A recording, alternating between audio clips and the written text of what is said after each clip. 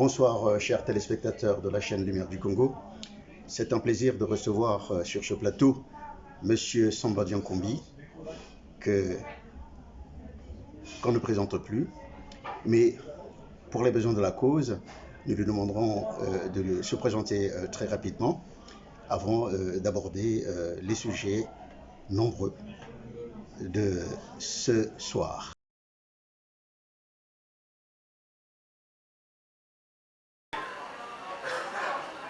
Compatriotes, collègues dans la communication, frangins, mais au moins je dis cher ami. Ça fait, je crois, que la seconde fois que j'ai été invité, que je suis invité à passer dans ce média qui a pignon sur rue, et nous croyons que la collaboration portera ses fruits en temps et en heure. Vous vous demandez que je puisse me présenter. Je ferai bref. Comme je l'ai dit la fois passée, à l'état civil, je suis Jean-Richard Amédée Samba Diankombi, avec un ajout deuxième du nom. Et dans le combat de l'engagement politique, je suis un résistant à la tyrannie qui sévit au Congo-Brazzaville. Et j'utilise 2 ou 3 armes contre cette tyrannie-là. La première, je suis un communicant, administrateur du média Nchimou TV, secrétaire général de la plateforme IC Presse, dont je crois que Lumière du Congo fera son entrée sous peu. Et la deuxième arme, ce sont les différents crimes de sang que le Congo a connus dans sa version république, tout en sachant que les crimes de sang remontent dans la version coloniale. Donc AF, Congo français, etc. Donc là, j'ai mis en place un concept qu'on appelle le concept devoir de mémoire. Le sang des martyrs et des héros de la République du Congo réclame vérité, justice et réparation pour une nation réconciliée. Vous voyez bien que dans la langue de Molière, ça fait long, mais traduit en langue Congo court, on dit concept Nchimou ni ma yela. Donc voilà les cartouches ou les armes avec lesquelles je fonctionne dans ce combat. Mais il y a un événement de taille. D'abord, il y a une dynamique de taille pour laquelle vous m'avez interviewé la fois passée, où je suis venu expliquer les enjeux de l'apparition de la convergence de version 2022-2023. Nous sommes repartis en laboratoire et, après plusieurs débats, la désignation qui a été arrêtée, c'est la convergence 92.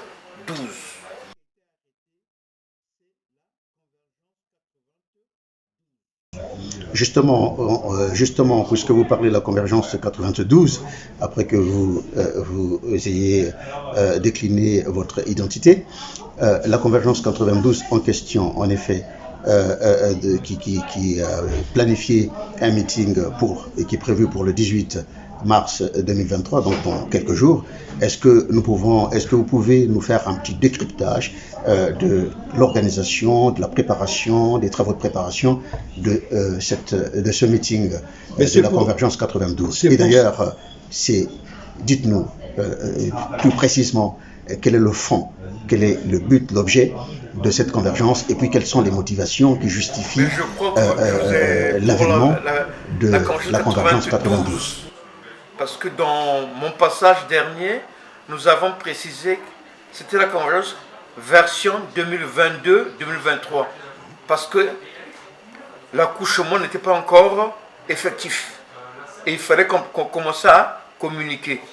Maintenant, après avoir débattu en interne les ressources, les différentes ressources, les différentes capacités, les différentes compétences de plusieurs mondes, hein, du monde associatif, du monde économique, du monde culturel, du monde politique et du monde judiciaire, nous sommes arrêtés à la désignation Convergence 92. Les gens vont... On a vu entre-temps sur la toile beaucoup de choses, mais nous y reviendrons. Et comme je vous avais dit, en politique, il faut savoir définir, 1, les objectifs, 2, faire l'inventaire des stratégies pour atteindre ces objectifs, 3, faire l'inventaire des ressources humaines avec lesquelles on va fonctionner et les ressources humaines contre lesquelles qu'on va aussi fonctionner, qui seront considérés comme les adversaires. Et après, en 4, il y a le financement du combat et il y a le temps reparti. Aujourd'hui, nous nous arrêtons sur l'activité du meeting en salle du 18 mars, qui est une des activités qui est venue rentrer dans le calendrier de la Convergence 92. Mais avant d'y revenir, je voudrais faire en mémoire tous ceux de mes pères qui m'ont encadré. Et quand je parle de ça, je suis même émotionné. Qui m'ont encadré, pendant la période de la traversée du désert, avant mon arrivée en Europe, qui m'ont aussi encadré pendant que j'étais en Europe, et qui m'ont encadré instruit, depuis que j'ai déposé ma valise provisoirement sur la place de Paris, il y a disons une vingtaine d'années. Donc, alors une vingtaine d'années, vous dites, ce n'est plus du provisoire, c'est du définitif. Non, mais quand je reviendrai sur notre cieux, quand nous parlerons de l'homme, d'où je suis parti pour en arriver ici, je vous dirai le pourquoi. D'accord. Mais pour moi, ce n'est pas du définitif. Parce que le monsieur qui m'a donné la vie avait dit, mon souhait, le nécessaire, ce n'est pas de faire des enfants. Mais le plus important, c'est de leur donner l'éducation et la santé qui sont les armes indiscutables du combat de la vie. Mon souhait, j'aimerais que le nom Samba Diankoumbi soit inscrit en lettres d'or dans l'histoire de la République. C'est une des citations que j'ai gardées de mon géniteur qui remonte aux années 1975. Donc quand je vous dis, c'est encore du provisoire. Parce que ma vie à moi, c'est sur la terre de mes ancêtres. Mais ça, c'est une autre paire de manches. Pourquoi? Pourquoi j'ai voulu citer tous ces noms? Je citerai Aimé Machika, qu'on a accompagné à près de 87 ans d'âge. Je citerai Lambert Ngalibali, que nous avons accompagné ici. Je citerai André Wambessa.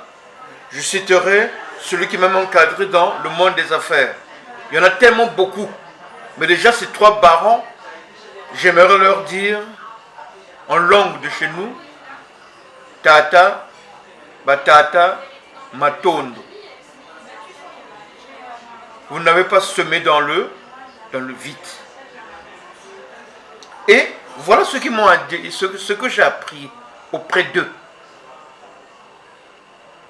En politique, dans l'engagement en politique, comme sacerdoce, celles qu'il y a beaucoup qui vont pour aller remplir la panse. Mais quand tu t'engages en politique, comme un sacerdoce d'être au service d'un idéal. On ne vient pas en politique pour être au service d'un individu, car en politique, il n'y a pas d'homme providentiel. C'est un esprit d'équipe. L'équipe, il faut la constituer pour la mener jusqu'à la victoire. Et ils m'ont appris, en politique, il faut gagner. Il faut apprendre à gagner. Mais ce qui ne veut pas dire que les échecs n'existent pas.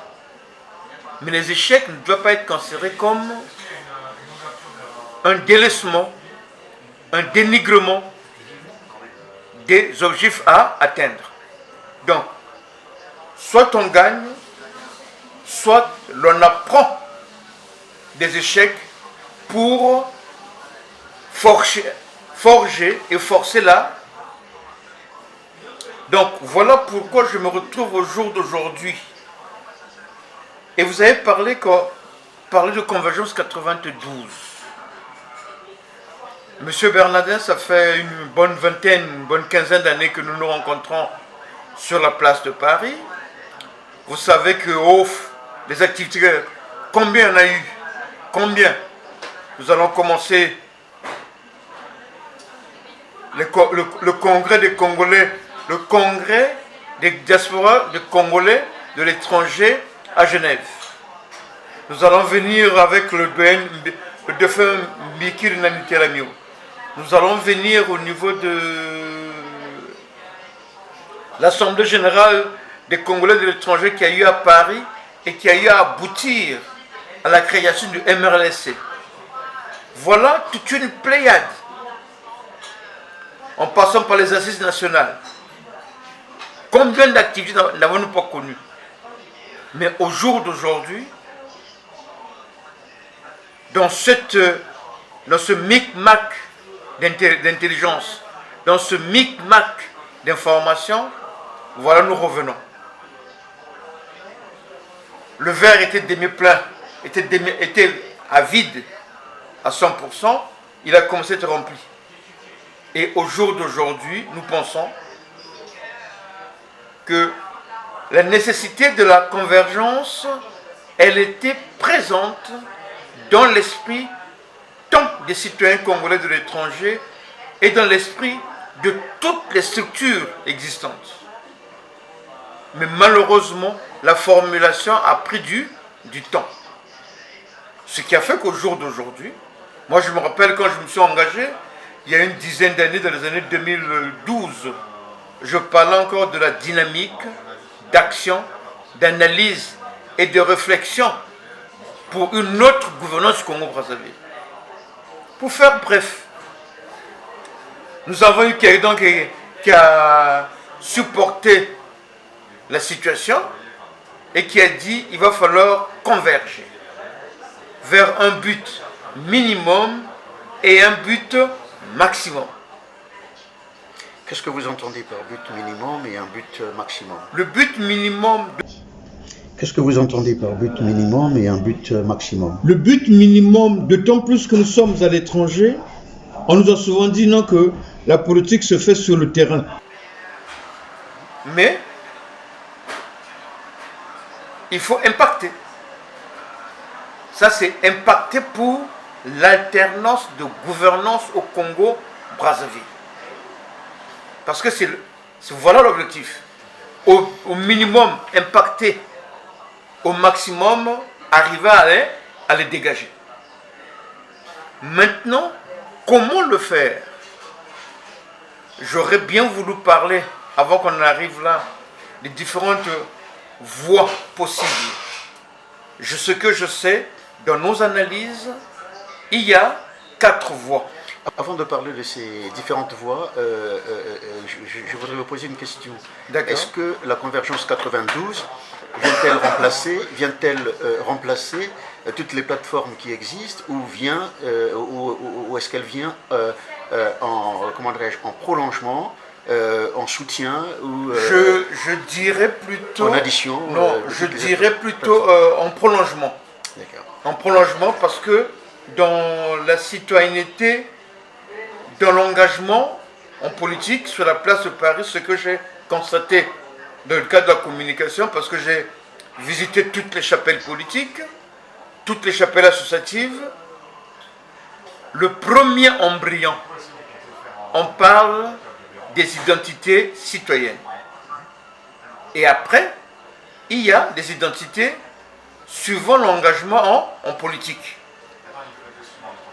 Il y a des identités dans le monde politique, des identités dans le monde associatif, et ça se fait. Je parlerai de Kim Pwanza avec mon Antoine Page-Kioulou, je parlerai de Congo Yassika, je parlerai de Congo Pluriel de mon ami Michel Pandi. Ça, c'est déjà des associations qui existent, qui retrouvent aussi. Vous n'avez pas cité les assises nationales. Non, ce que j'ai dit, mais non. Mais les assises, dans la première version telle que nous l'avons managée, au sortir pendant la grande crise de 2015, c'était et les personnalités et tout le monde. Mais c'est l'erreur parce que dans la formulation, quand nous avons monté, maintenant les gens commençaient à comprendre qu'il fallait se regrouper sous forme de groupement. Et au jour d'aujourd'hui, je reconnais qu'il y a deux grands groupes. Le premier, trois d'ailleurs. Il y a les assises nationales, il y a le CRC, qui en passant n'est pas un parti politique, mais qui est une plateforme. Et il y a maintenant, aujourd'hui, vient apparaître la Convergence 92. Convergence, l'expression d'aller vers un but minimum commun, vers un but maximum commun. 92, historiquement, vous rappellerez que c'est en 1992 que les Congolais, tant de l'intérieur que de l'extérieur, sont arrivés à voter la première constitution au-delà de 90%. Donc voici déjà là la quintessence du concept Convergence 92, qui n'est pas une association, qui n'est pas un parti politique. Au jour d'aujourd'hui, au moment de l'instant où je vous parle, elle est une dynamique. Elle est une dynamique et sous d'autres cieux, je vous ai expliqué qu'il y a un érudit qui avait souffert, qui avait bravé le système de l'intérieur et il est sorti pour venir se retrouver en France et il a compris, après avoir visité les chapelles politiques, après avoir assisté à différents cultes, à différentes messes, il a dit, il existe à ce jour, d'après moi, d'après nos investigations, 4 voies pour permettre la sortie de la crise multidimensionnelle et multifonctionnelle que rencontre le Congo. Et lui, parmi ces 4, il vient proposer la 4e voie, qui est la révolution par le droit.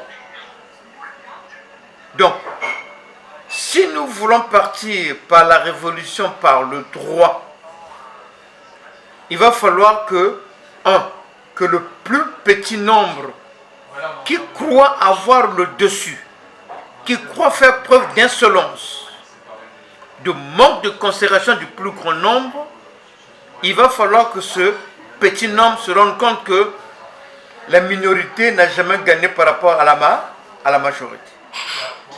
Donc la majorité doit reprendre confiance. Et nous allons y revenir.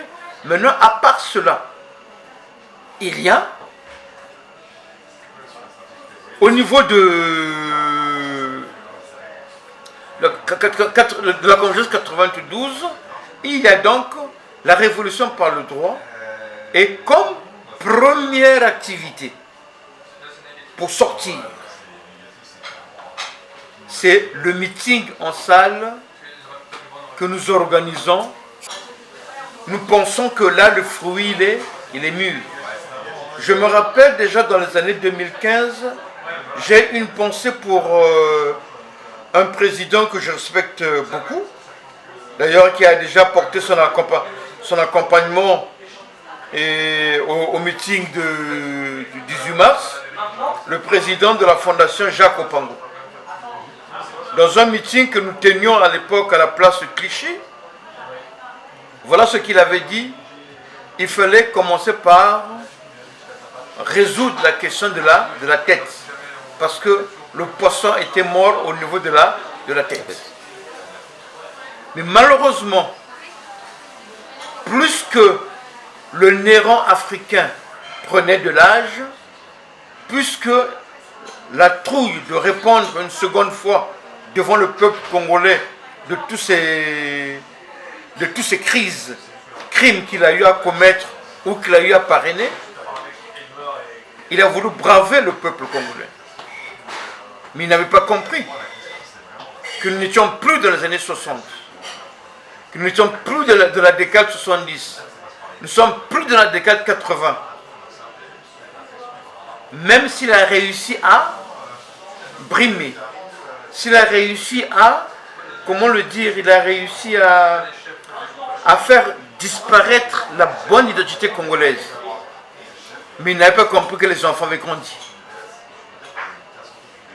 Les enfants avaient trouvé que ce n'est plus la génération de nos pères où il y avait la naïveté. Et nous avons pensé à la franchir, à l'affronter.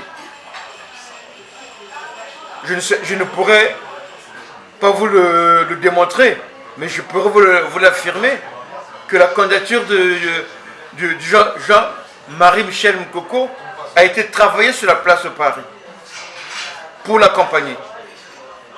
Et voilà, nous sommes arrivés. Et ils ne croyaient pas à ça. Quand déjà quelqu'un arrive à lire les résultats en pleine nuit avec Internet coupé, quelque part, il y a eu la peur. Et cette peur-là, ça ne fait que le ronger au fur et à mesure. Donc, pour revenir à votre question, je vous ai dit que en politique, il faut apprendre à gagner. Les échecs ne sont pas là, ne doivent pas nous démettre de l'espoir et de la conviction de gagner. Le combat, il est noble et nous sommes pas, c'est pas un sprint, c'est un marathon. Et nous pensons que cette fois-ci, il est question que cette parenthèse de la gouvernance PCT qui a pris naissance dans les années 63 au sortir des événements d'août 63, mais qui a pris le pouvoir en 68 jusqu'au jour d'aujourd'hui, cette parenthèse-là, il faut la fermer. Et pour la fermer, nous ne nous adressons plus aux gouvernants. Pour la fermer, il faut adresser la parole au peuple. Le peuple congolais qui est traumatisé parce qu'un néron africain est arrivé à faire sortir jusqu'aux hélicos de combat en plein centre-ville de Brazzaville, disons que il y a beaucoup de choses à dire par rapport à cette conviction, mais ma présence ici, dans la dimension politique, vaut son pesant d'or. Et nous allons continuer à matraquer. Monsieur Samba Diankoumbi, vous ne craignez pas d'être pris de court par le système de Brazzaville, par monsieur Denis Sassou Nguesso, qui apparemment semble prendre ses précautions. Il est là, visiblement, en train de mettre, comment dirais-je, de revoir son puzzle, de mettre en place ses billes pour assurer son, comment dirais-je, la pérennité de son pouvoir. Non, parce qu'on a vu circuler des notes qui ont été signées par le fils, le Premier ministre et autres. On a l'impression que c'est un nouveau gouvernement, un gouvernement parallèle qui est mis en place en attendant la mise à l'écart, ou du moins la retraite du néron, de celui que vous appelez le néron. Permettez-moi de vous dire ceci.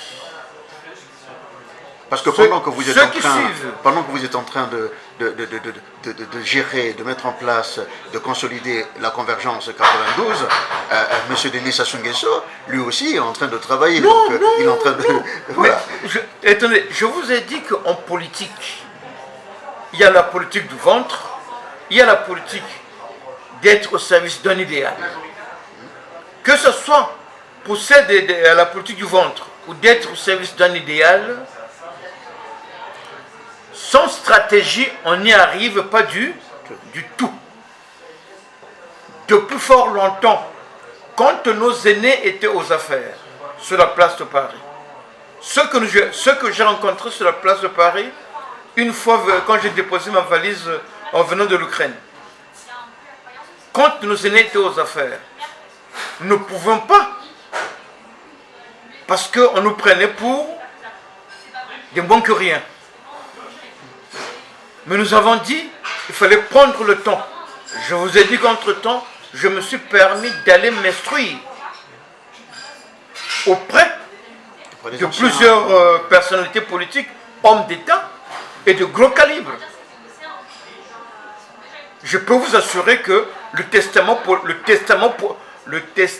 politique de M. Aimé Machika, qui est arrivé sur la table du Néron par le truchement de son ambassadeur du Congo en France, j'en suis la matière grise. Donc j'ai pris le temps d'aller auprès de ces anciens pour me permettre d'abord de penser ma plaie. Et j'ai suivi les aînés. Les aînés ne voulaient pas nous donner la place. Mais nous avons donné le temps à ces aînés de s'exprimer. Et maintenant, au jour d'aujourd'hui, nous disons que les aînés ont pris de l'âge.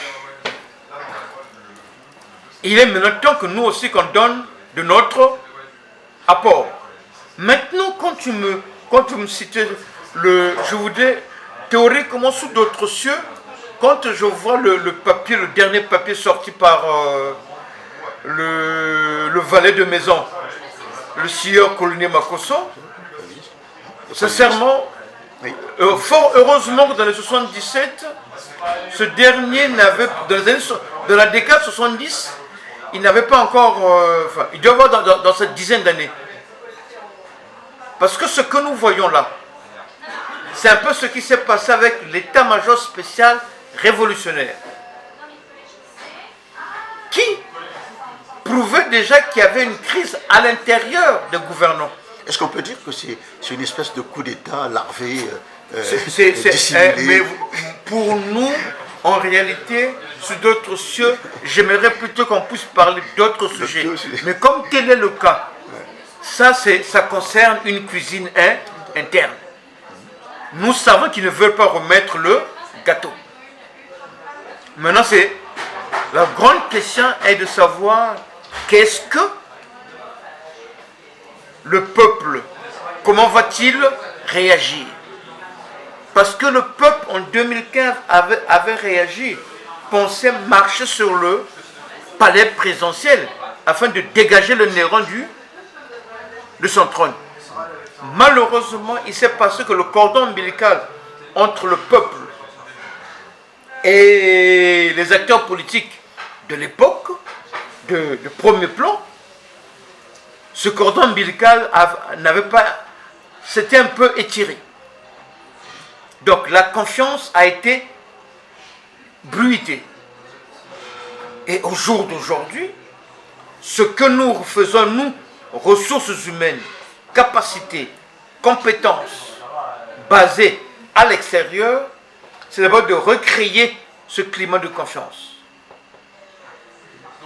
De façon que ce peuple se dise que voilà,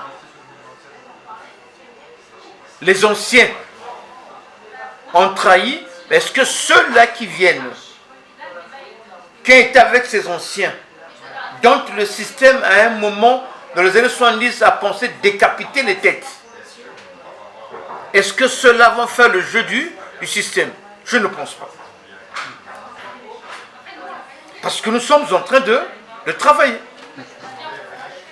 Exactement. De toute façon, les Congolais de la diaspora et même ceux qui sont à l'intérieur du pays le constatent bien, le voient à travers justement toutes les communications que vous avez diffusées à travers les réseaux sociaux.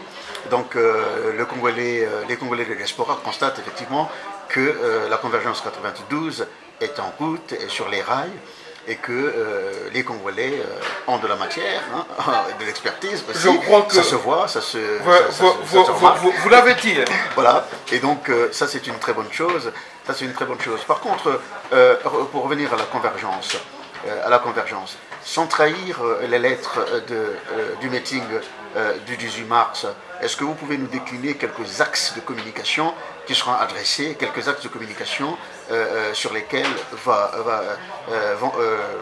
vont s'appuyer justement le meeting du 18 mars 2023, bon, donc dans quelques jours? Non, mais c'est-à-dire pour parler du meeting théoriquement sous d'autres cieux, pour parler de ce meeting-là, comme je vous avais dit, il fallait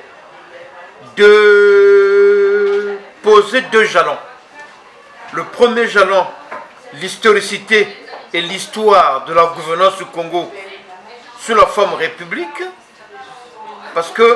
mais je crois que j'aurai le temps de vous donner le speech, parce que celui qui connaît mieux son passé vit sereinement son présent et peut se projeter dans l'avenir. Et pour ne pas abuser, il fallait marquer un arrêt aux événements du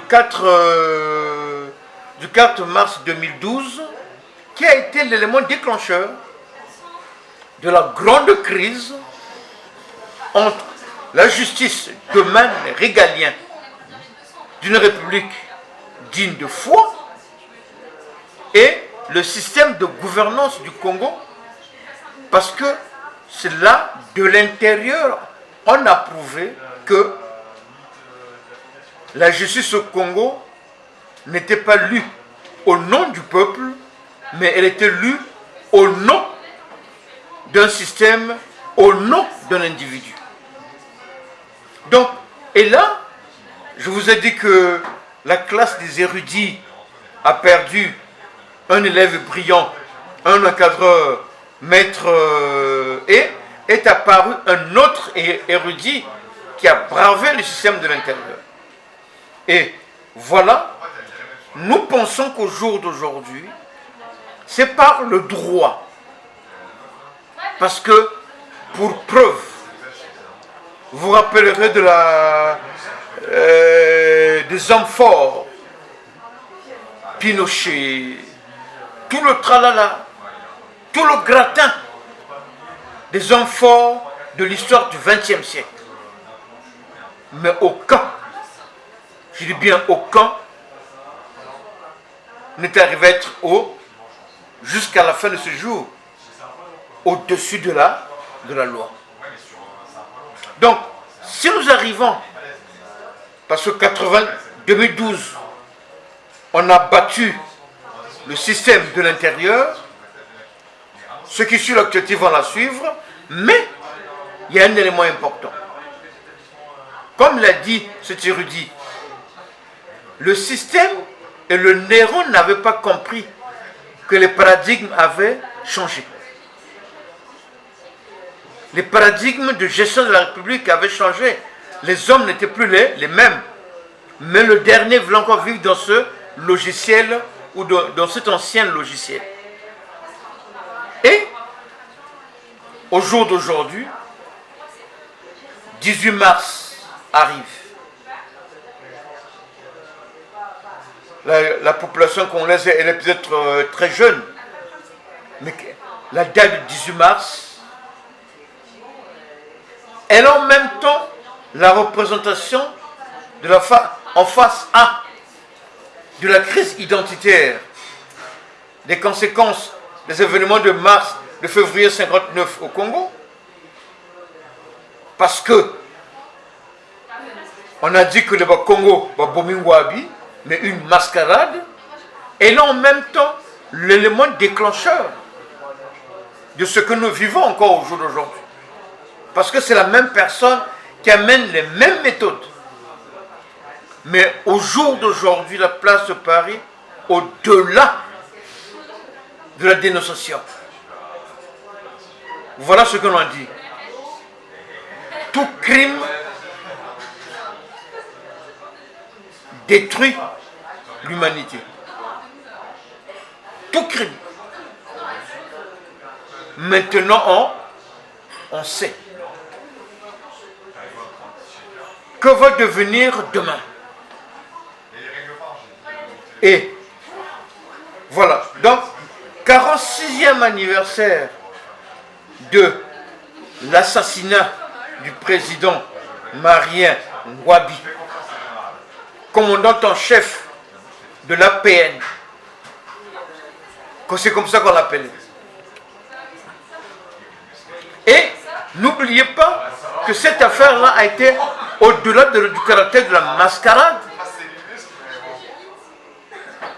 Dans le décryptage, nous avons perdu, il y a eu plusieurs cribs de sang qu'on a étalés sur la place publique. On parlera de l'exécution du président Alphonse Massamba Deba.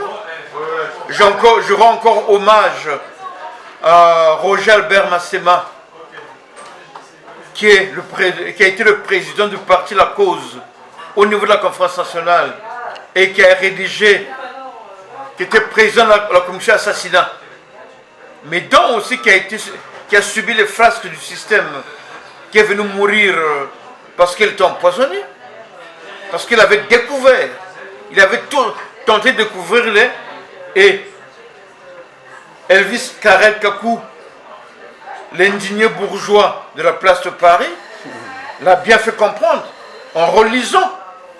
Et personne n'est arrivé aujourd'hui à dire le contraire ou à prouver le contraire, que cela ne s'est pas passé comme cela avait été décrit.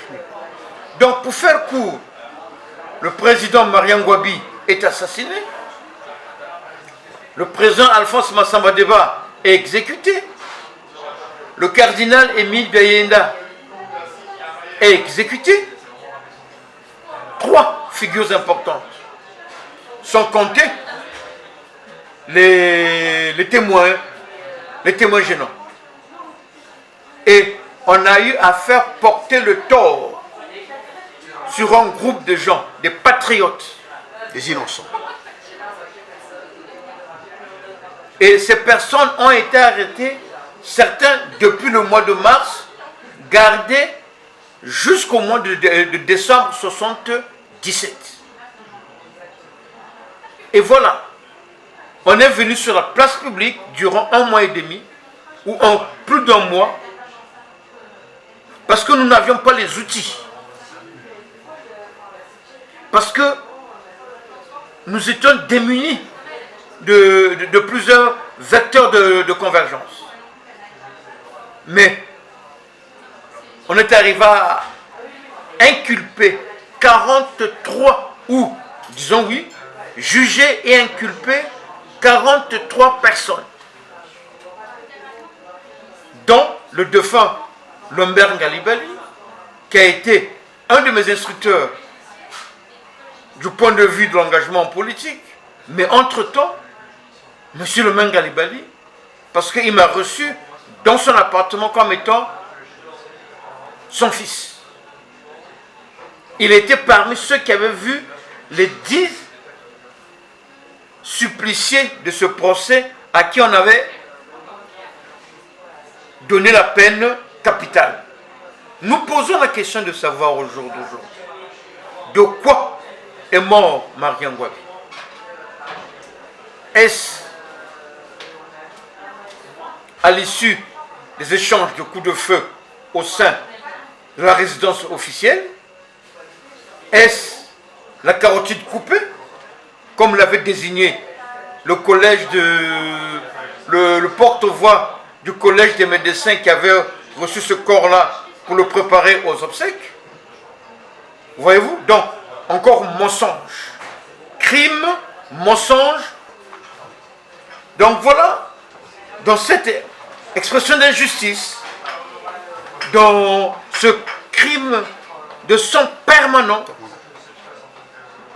le gars croyait que c'est le pouvoir qui m'a été donné, c'est moi qui décide tout, j'acte tout, mais malheureusement, le logiciel est, hein, comme on disait à l'époque des chansons, des tourne-disques,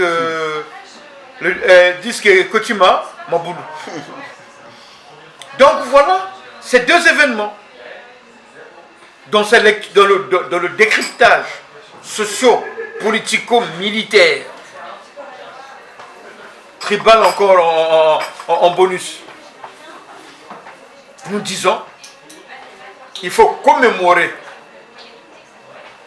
Et c'est pour ça que nous avons dit commémoration de 45e anniversaire des tristes événements de mars 1977 et les conséquences du procès stalinien des mois de janvier-février 1978, ainsi que leurs conséquences d'ordre social, d'ordre politique, d'ordre économique. Et tout le tralala, la diaspora, dans ses diverses formes, a dit, les gars, ceux qui veulent, ceux qui pensent, ceux qui refutent le crime, parce qu'on ne va pas laisser un pays en permanence aux criminels, mettons-nous debout. Et que toutes les frustrations, toutes les indignations, toutes les colères qui se manifestent au sein du peuple, la diaspora congolaise dans sa diversité voudrait dire Bandeko, Totelam. Finalement, M. Samba Diankoumbi, en vous écoutant, il ressort que l'histoire du Congo-Brazzaville, finalement, elle s'écrit à l'encre de sang. Mais comment faut-il arrêter cette hémorragie, finalement, qui procure de l'encre aux dictateurs pour écrire l'histoire de ce pays à sa guise? Bon, vous savez, je tiens à dire un grand merci à un compatriote. Sous d'autres cieux, on doit être des frères ennemis. Serge Jean-Jacques Yombi Opango. Pourquoi je le dis merci? Parce que nous avons eu à échanger. Lui étant fils du général Joachim Yombi Opango, qui est même ce général, cet officier, le premier magistrat du Congo à l'époque, qui avait refusé le droit de grâce, alors qu'il savait que les 10 personnes, les 10 citoyens qu'on envoyait à la mort n'étaient pas les véritables coupables.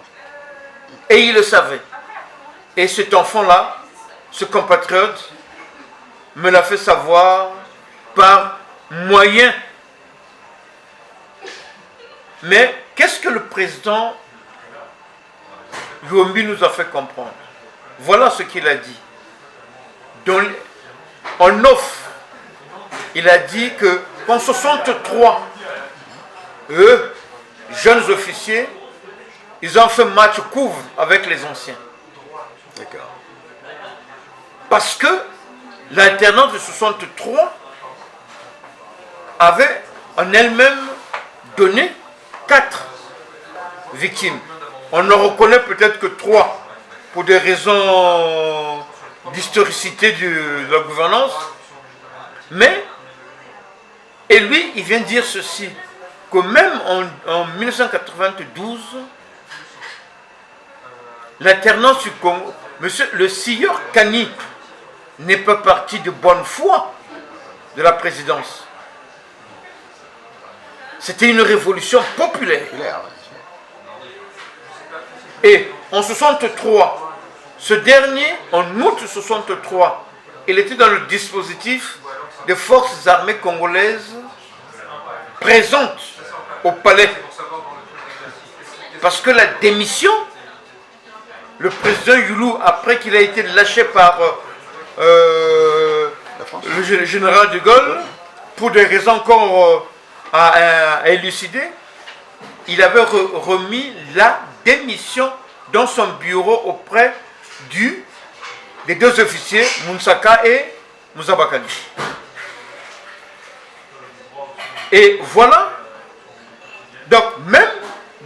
Et pour finir, le président Jean-Jacques, il a laissé à la postérité beaucoup de messages contradictoires, mais quand il a dit que l'histoire du Congo est jalonnée de crise en crise.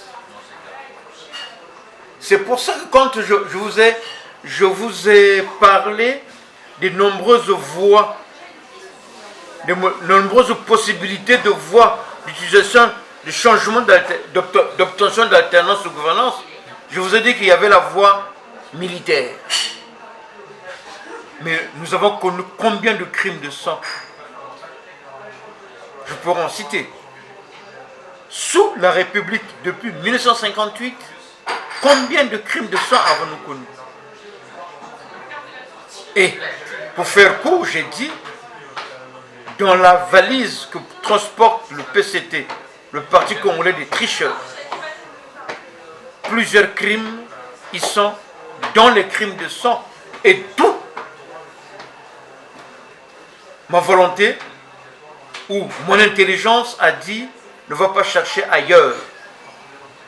Pense d'abord à résoudre l'unité des Congolais par la revisitation des différents crimes de sang, par ce concept du devoir de mémoire pour le Congo-Brazzaville. Donc voilà. Et nous pensons que si nous arrivons, ou si la ligne d'arrivée est de passer par la voie populaire, ce qui n'est pas aussi fort possible, parce que déjà en 92, quand il est parti, vous vous rappellerez d'une interview qu'avait lancé un certain fils du poule, quand les proches du PCT sont allés se plaindre. Quand le sieur Kani avait perdu son pouvoir, qu'est-ce que ce monsieur avait dit? Je préfère ne pas citer son nom, parce que voilà. Et déjà en 92, pendant la révolution populaire, celle de 63, il était à l'intérieur, celle de 92, il était aux manettes. Et n'oubliez pas, combien de mercenaires avons-nous dans cette fameuse armée congolaise? On les paye avec l'argent de qui? Et l'argent d'où vient d'où? Aller chercher quelqu'un qui a, durant tout son jeune âge, et qui est arrivé jusqu'à ne donner que comme boulot aux jeunes populations congolaises que le travail le métier des armes, alors qu'il a eu l'argent à foison pour développer ce pays. Vous savez, beaucoup de choses pourraient être dites, mais nous vous disons que la révolution par le droit, la personne qui est venue, je vais paraphraser mon compatriote Ayatonga qui dit, cet érudit part avec un crédit. Va-t-il réussir son pari? Mais cela dépend d'abord de la majorité, du plus grand nombre de Congolais qui vit sous la tyrannie tropicale. C'est ce grand nombre-là de se mettre debout, de se réapproprier de son histoire, afin que nous allons de l'avant dégager. Et puis je crois que le poids de l'âge devrait jouer au jour d'aujourd'hui et avec la peur. Donc ce n'est pas un problème entre moi et l'intéressé par rapport aux divergences de fond politiques, aux divergences de fond par rapport au crime de sang qu'il a manipulé. Mais nous disons que c'est au peuple de se réapproprier son histoire afin d'aller. Et monsieur cher Bernardin, je crois que je vais un peu aller dans l'histoire. Alors, tu vas aller dans l'histoire, mais parce que le temps passe et mais si vous avez des questions d'actualité. Oui, non, le temps passe et donc parce que je voulais qu'on se concentre beaucoup plus sur la convergence 92. D'accord. Parce que c'est le sujet, et donc si je vous ai bien compris, la convergence 92, en fait, le travail qu'elle a à faire, c'est vraiment de sensibiliser finalement les Congolais, parce que les crimes, conscientiser. Les crimes, ça fait déjà, ça remonte à bien longtemps. Depuis, voilà. Les crimes au Congo remontent à bien longtemps, et donc là, mais il y a quand même 3 crimes crapuleux que tu venais de citer, donc celui sur le président Mariam Wabi, le crime sur le cardinal, le crime sur l'ancien président par rapport au mois de mars, voilà, par rapport au mois de mars, justement. Donc ce sont ces 3 crimes-là, finalement, qui justifient un peu le meeting, pas le meeting, mais aussi comment dirais-je, l'avènement où... la reprise en soi, voilà, de la destinée voilà. Et donc, du pays.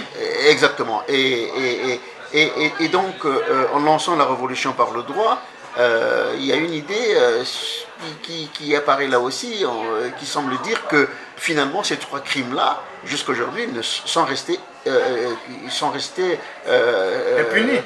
impunis, qui sont restés sans explication. En fait, ces crimes n'ont jamais été élucidés, et donc du coup, la convergence a pour objectif aussi, en fait, de conscientiser, de mobiliser les Congolais autour de ces crimes, de façon à amener le pays, enfin les Congolais, à poser le problème de droit pour demander explication à ceux qui gouvernent aujourd'hui.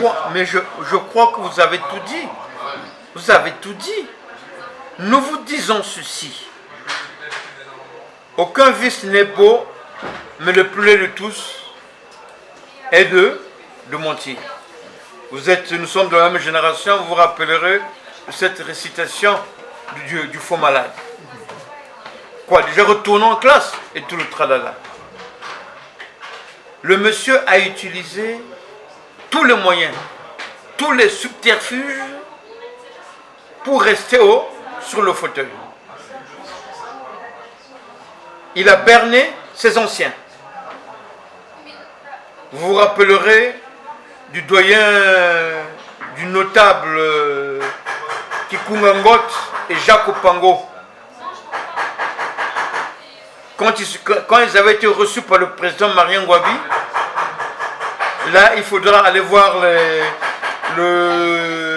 l'élément vidéo d'archives laissé à la postérité par notre frère Sébastien Mationgo, pour lequel nous prions beaucoup afin qu'il se rétablisse, parce que nous avons besoin de ses compétences. À l'époque, les cracks de la politique ne voyaient pas nord, sud. Les cracks de la politique voyaient le Congo. Donc, et ce dernier a manigancé, manipulé la mauvaise définition du tribalisme pour burner ses anciens. Et au passage, je tiens à vous dire que ce 15 août, ou ce 14 août, ou ce 13 août, quand Jacques Opango revient de la Belgique et qu'il arrive à Maya-Maya, c'est sur instruction de son chef que le scieur est allé prendre Jacques Opango à l'aéroport. Et il a dit où se trouve Fulbert. Les gens croyaient que c'est sur la base tribale qu'on devait remettre le fauteuil à Jacques. Mais Jacques a refusé. Jacques a refusé. Donc il a berné ses anciens. Et il est arrivé à berner sa génération. Combien d'officiers, combien de congénères de sa génération sont passés sous trépas? Dois-je les citer? Par leurs âmes. Tout ça pour le beefsteak. Et il a berné ses premiers enfants. Et aujourd'hui, il se fait élire par des Atalakou du monde d'Internet, alors qu'il est conscient qu'il y a dans cette identification congolaise des ressources humaines qui l'ont suivi. Donc, le mal a tellement pris. Mais comme on dit, 95 jours, non, 99 jours pour le voleur, le centième appartient au peuple. S'il a volé 99, maintenant c'est au peuple congolais de dire non que stop.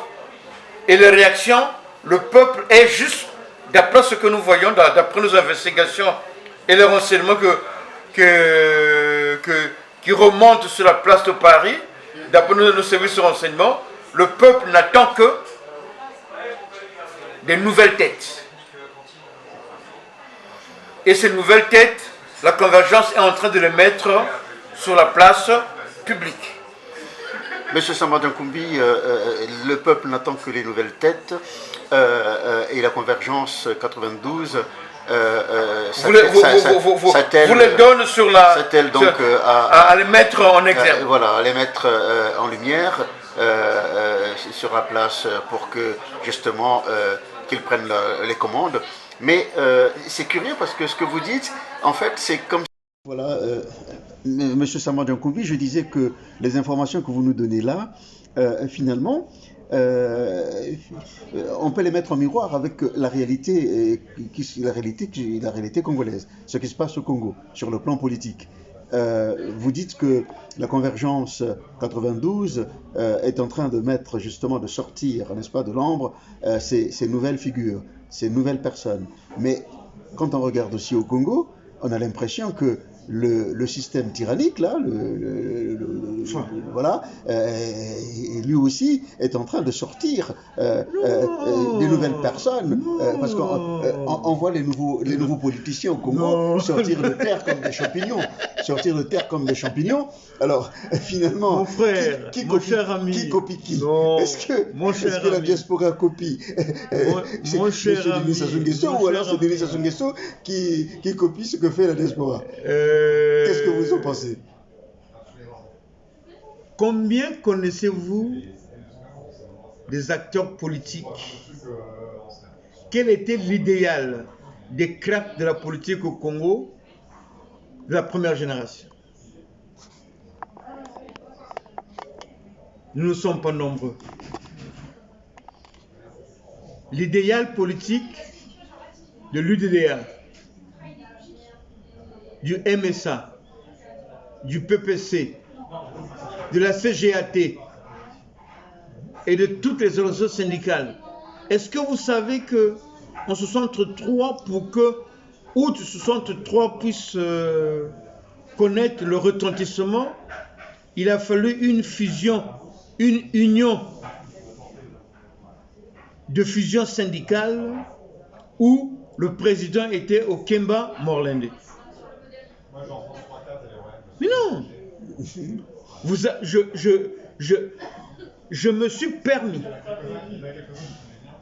dans le cadre de la stratégie de la communication du meeting, parce que au départ c'était pas facile, mais nous nous sommes permis de faire un matraquage de communication et le président de la fondation Jacques Opango a fait un tweet de relais et il a relayé pour dire nous refusons le crime parce que Jacques Opango était un humaniste. Paix à son âme. Et ce n'est pas là la racaille de ce que vous appelez les politiciens nés de la période de l'UGCC, nés de la période du Congo populaire, qui va venir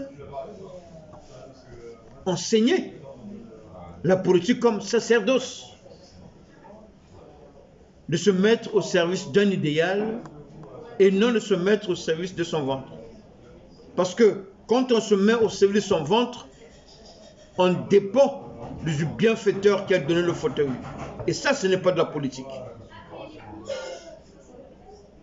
Et quand on se met au service de soi-disant bienfaiteur, je vous l'ai dit, et je le répète précisément, mot pour mot, en politique, il n'y a pas d'homme providentiel.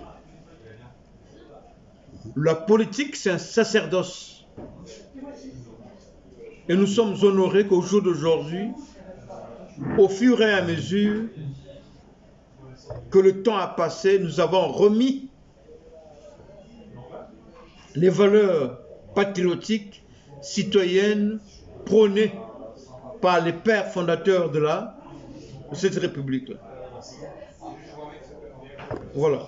Très bien. Alors donc, Monsieur Samba Diankoumbi, tout le plaisir était pour moi, au nom de la chaîne Lumière du Congo, de vous avoir ce soir pour nous parler justement de l'actualité de la Convergence 92 et puis voilà, comme d'habitude, de nous remémorer un peu l'histoire politique de notre pays, le Congo-Brazzaville. L'histoire de la gouvernance du Congo-Brazzaville. La gouvernance du Congo-Brazzaville. C'est tout un programme. Et donc, concernant la Convergence 92, qui va tenir son meeting le 18 mars, donc dans quelques jours, tout est fin prêt, c'est ce que vous nous avez laissé entendre. Je peux vous affirmer, en interne, nous avons travaillé dur. Il reste juste les derniers à côté, les derniers angles à arrondir, mais nous sommes prêts. Très bien. Et c'est le moment, le moment en interne de remercier toutes les compétences qui ont œuvré, département par département. D'abord la coordination et le département organisation et logistique, le département sécurité et protocole, le département finances et matériel, et enfin notre département, celui de la communication. Ça, c'est nous sommes en interne. Et en externe, je ne saurais ne pas ou passer outre. Le message a été relayé par des leaders d'opinion, par des influenceurs des réseaux sociaux, et les invitations ont été adressées à toutes, je dis bien à toutes les structures associatives du monde politique, et nous avons réussi à mettre dans le monde culturel. Il y a un autre artiste, Ardos Massamba, qui va. Et c'est le moment où jamais aussi que les Congolais doivent apprendre à accompagner les artistes. Il a des œuvres artistiques qui font du buzz. Mais c'est un travail intellectuel qu'il faudra apprendre à ce que nous apprenons, à ce que nos artistes puissent manger de leur travail. Je l'ai eu ce matin et je lui ai demandé de ramener tous les supports existentiels de sa musique qui seront vendus à ce meeting.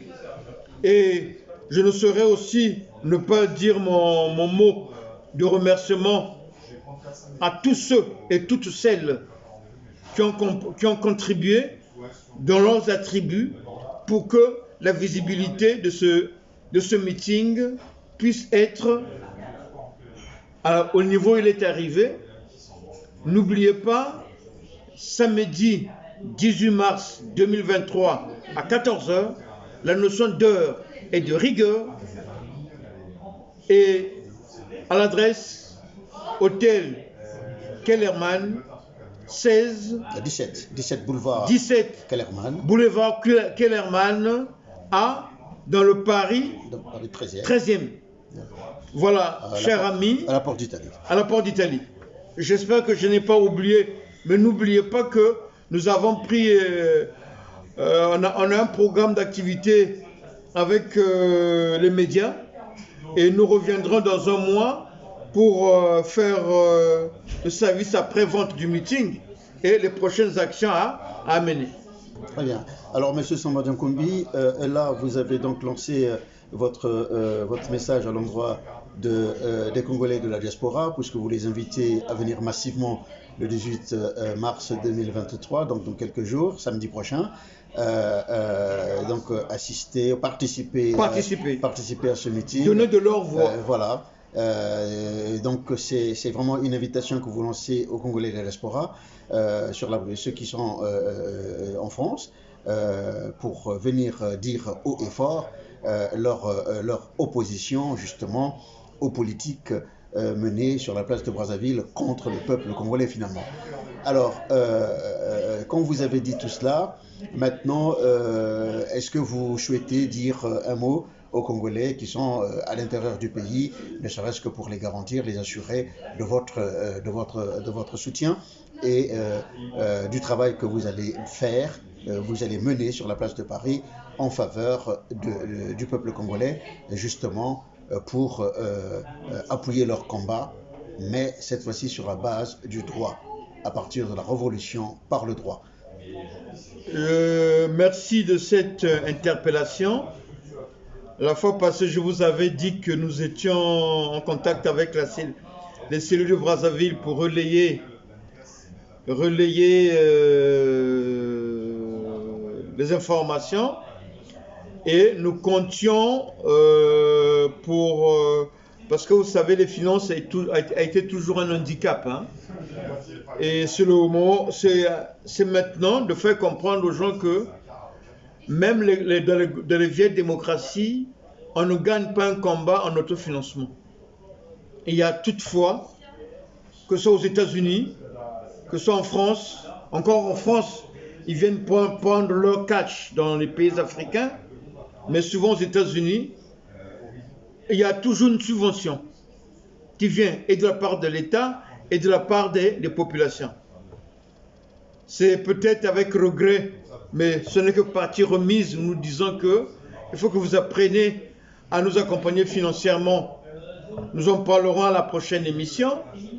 Et ce que nous avons fait au jour d'aujourd'hui, plusieurs médias seront présents. À part Lumière du Congo, qui aura la primauté, je crois, d'être le modérateur du meeting. Il y a Afrikili qui va couvrir, et Ziana TV, le média au cœur des diasporas. Et il y a d'autres personnes qui vont couvrir dans les directs sur les réseaux sociaux. Mais n'oubliez pas que ces médias ne sont pas venus gratos.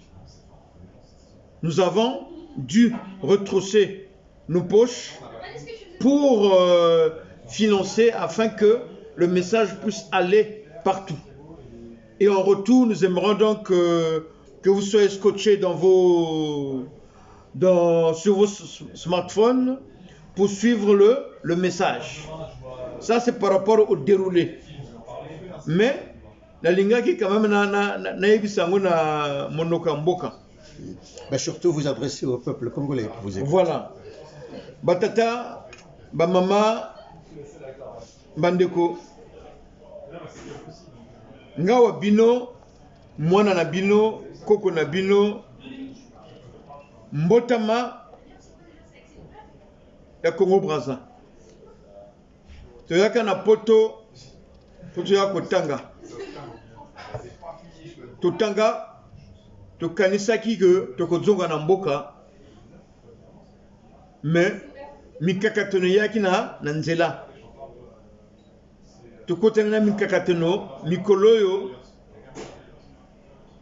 poto ekomika lokola boloko moko amo ya monene, mais toboseni bino te.